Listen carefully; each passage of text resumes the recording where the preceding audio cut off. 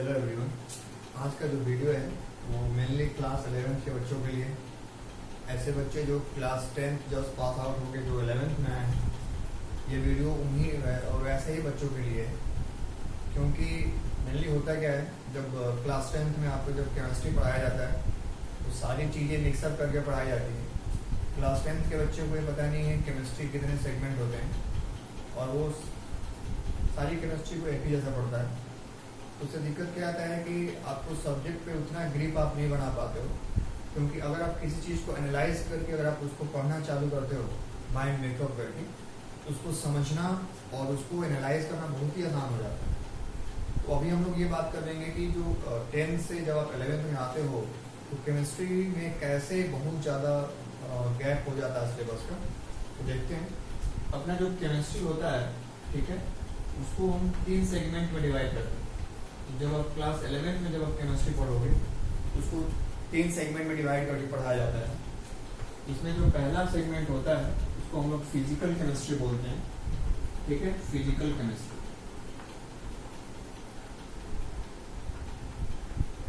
ठीक है, तो फर्स्ट सेगमेंट फिजिकल केमिस्ट्री होता है। इसमें जो सेकेंड सेगमेंट होता है वो इनऑर्गेनिक केमिस्ट्री होता है, इनऑर्गेनिक केमिस्ट्री।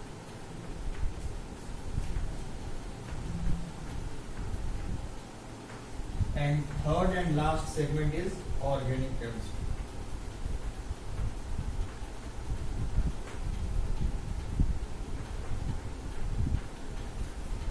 Organic chemistry. ठीक है, अब ये चीजों को डिफरेंशिएट करके आप बाइफरकेट करने का क्या फायदा होता है।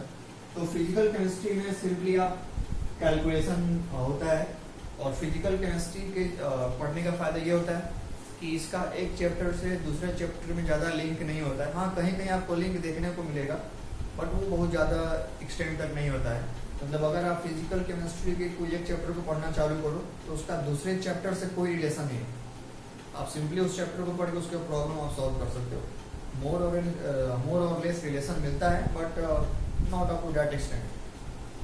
उसके बाद ये है फायदा फिजिकल केमिस्ट्री का। तो जो बच्चे मैथ में ज़्यादा इंटरेस्टेड हैं, या जो जिनको मैनिपुलेशन करना या थिंकिंग करना जिनको अच्छा लगता है, तो उनके लिए फिजिकल केमिस्ट्री सबसे इंटरेस्टिंग सेगमेंट होता है। उसके बाद दूसरा सेगमेंट होता है इनऑर्गेनिक केमिस्ट्री। इनऑर्गेनिक केमिस्ट्री वैसे बच्चों को मजा आता है जो बहुत ही ज़्यादा सोचना पसंद नहीं करते हैं। इसमें चीज़ें एज इट इज़ आपको याद रखनी होती है, कोई ज़्यादा आपको फर्दर इसमें एनालिसिस की या एनालिसिस की ज़रूरत नहीं होती है। And third and last segment is organic chemistry. Organic chemistry जो होता है उसमें आपको इनऑर्गेनिक वाला भी पार्ट आता है और कुछ थिंकिंग या कुछ एनालिसिस वाला भी पार्ट आता है। कभी कभी क्या होता है कि ऑर्गेनिक को अच्छे लेवल से अगर क्वेश्चन में पूछ ले, सबसे डिफिकल्ट सेगमेंट हो जाता है, क्योंकि ऑर्गेनिक में क्या है, आपको सारी बैक वाली चीज़ें याद रखनी होती है। इसको हम बोलते हैं जनरल ऑर्गेनिक केमिस्ट्री। तो जनरल ऑर्गेनिक केमिस्ट्री और कुछ पार्ट आइसोमेरिज्म, दोनों को अगर आप याद रखोगे तभी आप ऑर्गेनिक के सारे प्रॉब्लम को अच्छे से और एक एक्यूरेसी से आप कर पाओगे। ठीक है, सबसे बड़ा कंफ्यूजन वाला पार्ट इसमें यही होता है कि आपने जो प्रोडक्ट बनाया है वो सही है कि नहीं, क्योंकि आप तो अपने अकॉर्डिंग प्रोडक्ट तो बना दिए, बट वो क्या वो उस मैकेनिज्म को फॉलो करता है कि नहीं करता है, या आपने जो मैकेनिज्म यूज किया है वो सही है कि नहीं, ये आप तभी जज कर पाओगे जब उसका आपको प्रॉपर नॉलेज होगा। ठीक है, तो बहुत सारे लोग ऑर्गेनिक को रख लेते हैं। हाँ ठीक है, रख के आप कुछ काम कर सकते हो, बट अगर आप उसको एनालाइज करके उसको रेगुलर रिवाइज करके अगर आप करो तो ज़्यादा बेनिफिट होता है। ठीक है, तो सबसे simple segment according to me physical chemistry, क्योंकि इसमें आप कॉन्सेप्ट पढ़ो और प्रॉब्लम अप्रोच करना चालू कर दो। और ये जो भी मैंने डिवाइड किया है, इसका जो मैंने डिवीज़न किया है, ये आपके NCERT के अकॉर्डिंग मैंने डिवाइड किया है। आपका जो 11th वाला जो NCERT है उसमें सबसे पहले आपको फिजिकल केमिस्ट्री के 3 चैप्टर दिए हुए हैं। उसके बाद फिर आपको इनऑर्गेनिक का कुछ चैप्टर दिया हुआ है, फिर आपको जो है सबसे लास्ट में आपको ऑर्गेनिक दिया हुआ है। क्योंकि फिजिकल केमिस्ट्री को एनालाइज करना आसान होता है, ठीक है, इसलिए NCERT ने इस चीज़ को प्रीफर किया है। इनऑर्गेनिक में चीज़ें आपको याद रखनी पड़ती हैं, कुछ चीज़ें आपको जो है एज इट इज याद रखना पड़ेगा, हाँ ये होता है, उसके बाद आप दूसरी चीज़ों को समझ सकते हो। फिजिकल केमिस्ट्री में जो सबसे बेसिक होता है वो होता है मोल कंसेप्ट। क्योंकि NCERT में आपको मोल कंसेप्ट एक टॉपिक दिया हुआ है, बट मोल कंसेप्ट एक हम लोग चैप्टर की तरह ट्रीट करते हैं, एक बहुत ही मेजर सेगमेंट होता है। और बोल सकते हो कि मोल कंसेप्ट जो होता है वो फिजिकल केमिस्ट्री का फाउंडेशन होता है या एबीसीडी होता है। बिना मोल कंसेप्ट पढ़े या फिजिकल केमिस्ट्री में इंटर करोगे तो बहुत ही दिक्कत होगा, चीज़ें समझ में नहीं आएंगी। ये उसी तरीके से कि आपने बिना ग्रामर पढ़े और इंग्लिश पढ़ना चालू कर दिया, या बिना ग्रामर पढ़े कोई सब्जेक्ट अपने लैंग्वेज पढ़ना चालू कर दिया। तो इनऑर्गेनिक जो होता है, इनऑर्गेनिक में क्या होता है, इनऑर्गेनिक में जो सबसे पहला चैप्टर होता है वो होता है chemical bonding. Chemical bonding is a very basic chapter of inorganic chemistry, chemical bonding. अब इसमें कुछ लोग पीरियोडिक टेबल को भी स्टार्ट करते हैं, ठीक है आप चल सकते हो, but chemical bonding is more fundamental than periodic table. तो अगर आप केमिकल बॉन्डिंग से शुरू कर रहे हो तो आप ज़्यादा कंफर्टेबल फील करोगे, और अगर आप पीरियोडिक टेबल से शुरू करोगे तो हाँ ठीक है, बट उतने लेवल तक आप कंफर्टेबल फील नहीं करते हो। एंड थर्ड, इसमें जो ऑर्गेनिक केमिस्ट्री में जो सबसे बेसिक चीज़ आपको पढ़ना होता है वो नोमेनक्लेचर एंड जीओसी। नोमेनक्लेचर मतलब होता है कि आईयूपीएसी नोमेनक्लेचर, तो उसको तो करना ही होता है। उसके बाद जीओसी का बेसिक चैप्टर होता है general organic chemistry, general organic chemistry.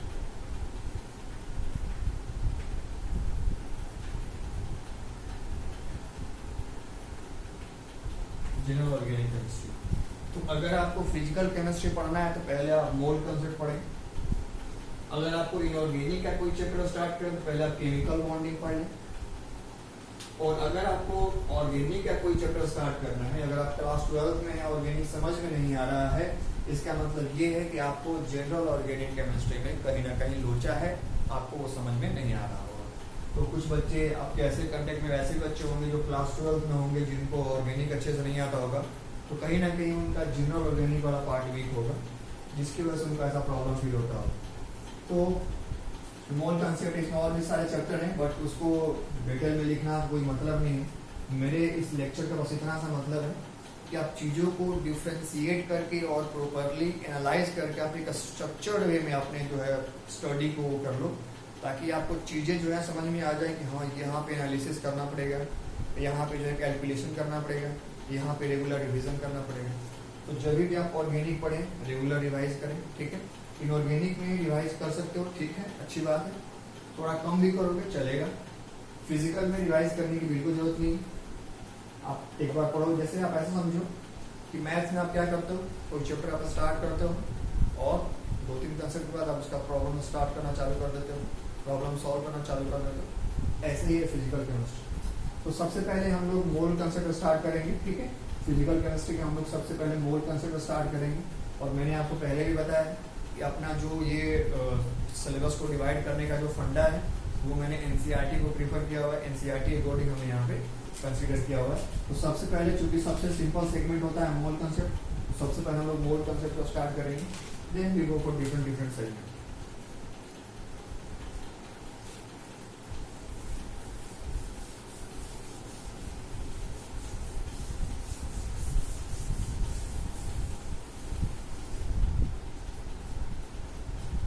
मोल कंसेप्ट,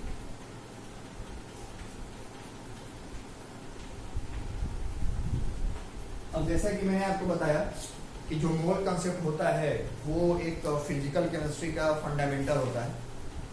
अब हम लोग मोल कंसेप्ट स्टार्ट कर रहे हैं, तो पहले अपने को ये समझना होता है कोई चैप्टर जब हम लोग स्टार्ट करते हैं तो उसका हम लोग डिफिनेशन पढ़ते हैं, ठीक है। रेयरली डिफिनेशन पूछ भी रहता है स्कूल एग्जाम में, कॉम्पिटिटिव एग्जाम में तो डिफिनेशन पूछने से रहा।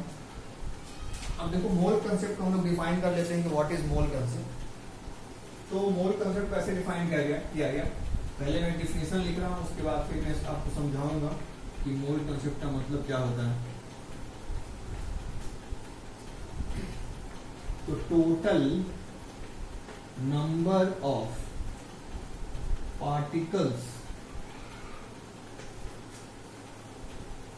और एंटिटीज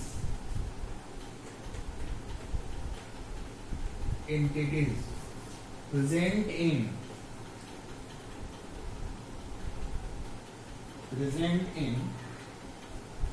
1/12 of carbon 12 atom, ठीक है। डेफिनेशन इसको ऐसे बताया गया कि कार्बन 12 के 1/12 पार्ट में जितने पार्टिकल और एंटिटीज होंगे उतने ही एक मोल को डिफाइन किया गया। अब ये कार्बन 12 क्या है? तो आपने क्लास 9 में पढ़ा होगा आइसोटोप, जब आपको स्ट्रक्चर ऑफ एटम बताया गया था उसी के लास्ट में आपको आइसोटोप आइसोबार बताया गया होगा। तो आइसोटोप क्या होता है? जब एक एटम डिफरेंट फॉर्म में एग्जिस्ट करे, जैसे आपने सुना होगा हाइड्रोजन के 3 फॉर्म होते हैं, प्रोटियम, ड्यूट्रियम और ट्रिटियम। हाइड्रोजन को हम लोग सिंपली H वाले को प्रोटियम बोलते हैं, एक होता है ड्यूट्रियम जिसको हम लोग D से रिप्रेजेंट करते हैं। तो हाइड्रोजन के 3 आइसोटोप होते हैं, एक होता है प्रोटियम, एक होता है ड्यूट्रियम और एक होता है ट्रिटियम। इन तीनों में डिफरेंस क्या है? सबका एटॉमिक नंबर जो होता है वो 1 होता है, लेकिन सबका मास नंबर जो होता है, इसका मास नंबर 1 होता है, इसका 2 होता है, इसका 3 होता है। तो ऐसे एटम जिनका एटॉमिक नंबर सेम हो बस बट मास नंबर अलग अलग हो जाए, वैसे एटम को हम लोग क्या बोलते हैं? आइसोटोप बोलते हैं। ठीक है, उसी तरीके से क्या होता है, कार्बन के भी 2 आइसोटोप होते हैं। कार्बन के भी दो आइसोटोप होते हैं, कार्बन 12 एंड कार्बन 13। कार्बन 14 भी होता है। ठीक है, कार्बन 14 बहुत ही रेयरेस्ट होता है ये। ठीक है, carbon 12, carbon 13 and carbon 14। Carbon 14 very rarest, बहुत ही रेयर होता है।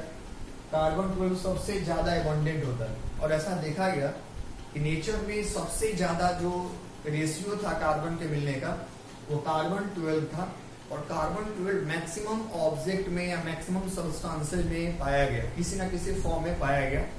ठीक है, तो अगर कोई सा भी एलिमेंट मैक्सिमम सब्सटेंस में पाया जा रहा है या उसकी एबंडेंसी बहुत ज्यादा है, तो उसका फायदा ये होता है जब आप उसको एज ए बेसिस या उसको आप रेफरेंस मान के अगर आपको एक्सपेरिमेंट करते हो तो रिजल्ट ज्यादा एक्यूरेट आता है।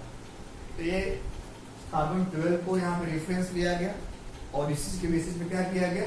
मोल डिफाइन किया गया, तो रिजल्ट ज्यादा एक्यूरेट आया। जब आप मोल की हिस्ट्री पढ़ोगे उसमें आपको ये भी बताया जाएगा कि हाइड्रोजन भी लिया गया था और ऑक्सीजन भी लिया गया था एज ए एबंडेंट मान के, बट उसके अकॉर्डिंग जो रिजल्ट आया that is not up to that much accurate. तो कार्बन वाला रिजल्ट ज्यादा एक्यूरेट आता है। ठीक है, इसलिए हमने लोगों ने कार्बन को मान करके बेसिस और मोल को डिफाइन किया है कि टोटल नंबर ऑफ पार्टिकल और entities present in 1/12 of carbon 12। Carbon 12 का 1/12 पार्ट आप ऐसे समझो कि कार्बन 12 का वेट कितना होता है? 12 ग्राम। मान लो इसका वेट 12 ग्राम होता है, आप इस 12 ग्राम को 12 पार्ट में डिवाइड कर दो। ठीक है, 12 पार्ट में आपने डिवाइड कर दिया और 12 पार्ट में करके उसका आपने 1 पार्ट ले लिया। 1 पार्ट आपने 1 पार्ट ले लिया, 1 पार्ट, और इसी 1 पार्ट के अकॉर्डिंग हमने मोल को डिफाइन किया। कार्बन 12 लिया, कार्बन 12 का एक एटम जो होगा वो उसका वेट 12 हो जाएगा। 12 को हमने 12 पार्ट में डिवाइड कर लिया, 1 पार्ट मतलब 1 ग्राम। तो 1 पार्ट को हमने ले लिया और 1 पार्ट में जितने भी मोल पाए गए, सॉरी जितने भी एटम पाए गए उसको हमने 1 मोल बोल दिया। तो देखा गया एक साइंटिस्ट थे जिनका नाम था एवोगैड्रो। ठीक है, तो आपके टेक्स्ट बुक में मेंशन होगा, एक साइंटिस्ट जिनका नाम था एवोगैड्रो। तो उन्होंने क्या बताया कि 1 mole equal to 6.02 into 10 to the power 23 particles मिले। उन्होंने क्या देखा कि जो कार्बन 12 का जो 1/12 पार्ट था उसमें इतने पार्टिकल मिले और इसी को उन्होंने क्या बोल दिया? मोल बोल दिया। और ये जो पार्टिकल होंगे वो किसी के भी हो सकते हैं, वो एटम के भी हो सकते हैं, वो मॉलिक्यूल के भी हो सकते हैं, वो आयंस के भी हो सकते हैं, वो इलेक्ट्रॉन के भी हो सकते हैं। ठीक है, मतलब दीज ऑल, मतलब अगर आप यहाँ पे एटम लोगे तो यहाँ एटम हो जाएगा, यहाँ पे अगर मॉलिक्यूल लोगे तो यहाँ मॉलिक्यूल हो जाएगा, यहाँ पे आयन लोगे तो आयन हो जाएगा, इलेक्ट्रॉन लोगे इलेक्ट्रॉन हो जाएगा। जो आप यहाँ पे लोगे तो 1 mole of that particle is equal to that number of particle. ठीक है, अगर आप 1 मोल एप्पल लोगे इतने एप्पल हो जाएंगे। मतलब 1 मोल एक नंबर है। जैसे अगर मैं बोलूँ 1 डजन, तो 1 डजन का मतलब ये आपको बताने की जरूरत नहीं है कि 1 डजन मतलब 12 आइटम होते हैं। ये आपके मन में पहले से बैठा हुआ है, 1 डजन मतलब 12 आइटम होगा। अगर मैं 1 डजन पेन बोलूँ तो इसका मतलब 12 पेन हो जाएगा। अगर 1 डजन पेंसिल बोलूँ इसका मतलब क्या हो जाएगा, 12 पेंसिल हो जाएगा। तो उसी तरीके से जैसे आपने यहाँ पे देखा कि 1 डजन का मतलब 12 होता है, तो जो आइटम आप यहाँ पे लोगे उतने आइटम आपको यहाँ पे मिलेंगे। मतलब 1 डजन लोगे तो 12 पेन मिलेगा, 1 डजन पेंसिल मतलब 12 पेंसिल मिलेगा। Same as it is mole को डिफाइन किया गया कि 1 मोल मतलब इतने पार्टिकल होंगे। अगर 1 मोल आप पेन लोगे इतने पेन आपको मिलेंगे, 1 मोल पेंसिल लोगे इतने पेंसिल आपको मिलेंगे। मतलब 1 मोल एक नंबर है and that number correspond to 6.02 into 10 to the power 22। हाँ, ये नंबर तो बहुत बड़ा है, बट एक मोल कैसे डिफाइन किया गया, ये तो था बेसिक डिफिनेशन। बट आप मोल को मैथमेटिकली कैसे एनालाइज करोगे, अब हम लोग उस पर डिस्कस करेंगे।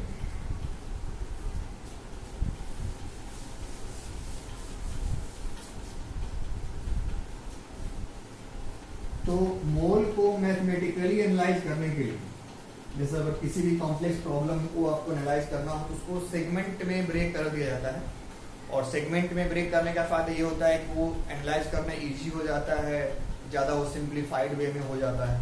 ठीक है, तो हमने भी यहाँ पे मोल को इजीली एनालाइज करने के लिए क्या किया, 3 पार्ट में डिवाइड किया गया। मतलब आपको मोल का जितना भी प्रॉब्लम मिलेगा वो इन्हीं तीनों पार्ट में से किसी ना किसी एक पार्ट का प्रॉब्लम होगा। Means all problem of mole mainly consist of any of these 3 parts। इन तीनों में से कोई एक पार्ट होगा ही होगा अगर मोल का प्रॉब्लम है तो। पहला पार्ट होता है अगर गिवन मास दिया है तब। अगर गिवन मास दिया रहेगा तब हम लोग मोल के बारे में बात करते हैं। जब गिवन वॉल्यूम दिया रहेगा तब हम लोग मोल के बारे में बात करेंगे। और जब गिवन नंबर ऑफ पार्टिकल दिया रहेगा, पार्टिकल्स,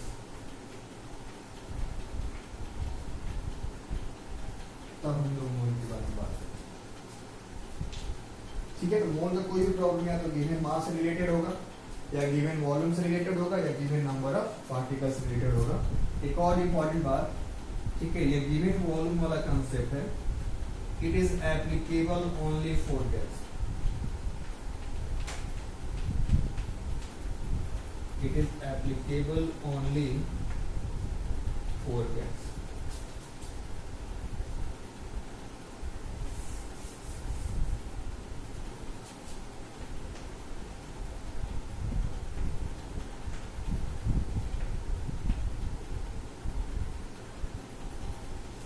गैस के लिए एप्लीकेबल। तो मोल को अगर मैथमेटिकली एनालाइज करना हो तो उसको हमें 3 पार्ट में डिवाइड किया गया। जो मास दिया हो तब हम लोग मोल के बारे में बात करेंगे, जो वॉल्यूम दिया हो तब हम लोग मोल के बारे में बात करेंगे, और जब गिवन नंबर ऑफ पार्टिकल दिया हो तब हम लोग मोल के बारे में बात करेंगे। ये वॉल्यूम वाला कंसेप्ट क्यों गैस के लिए एप्लीकेबल है, ये अभी हम लोग डिस्कस करेंगे। सारी चीज़ों को हम लोग डिस्कस करेंगे। मतलब आप कंसेप्ट बाय कंसेप्ट चीज़ों को समझ में आ जाएगा आपको, कि आप समझ पाओगे कि कैसे जो चीज़ें डिफाइन की गई और क्यों इतना इम्पोर्टेंट रोल होता है मोल को समझने में। क्योंकि समझ लो कि मोल एक तरह से चौराहा होता है। अगर आपको फिजिकल केमिस्ट्री में कहीं भी जाना तो उसी चौराहे के थ्रू आपको जाना होता है। अगर कोई भी आपको मास पता करना है, अमाउंट पता करना है कि किससे कौन कितना रिएक्ट किया, क्या बना, कितना वॉल्यूम बना, कितने पार्टिकल बने, कितना अमाउंट रिलीज हुआ, कितना एब्जॉर्ब हुआ, तो सारे के सारे आपको कहीं ना कहीं उसमें मोल का यूज आता है। क्योंकि मोल एक स्टैंडर्ड टर्म होता है और मोल में सारी चीज़ें डिफाइन होती हैं कि अगर 1 मोल गैस है तो कितना वॉल्यूम ऑक्यूपाई करेगा, अगर 1 मोल सब्सटेंस है तो उसमें कितने आपको जो है वॉल्यूम मिलेंगे, कितने वेट मिलेंगे, तो ये सब चीज़ें डिफाइन होती हैं।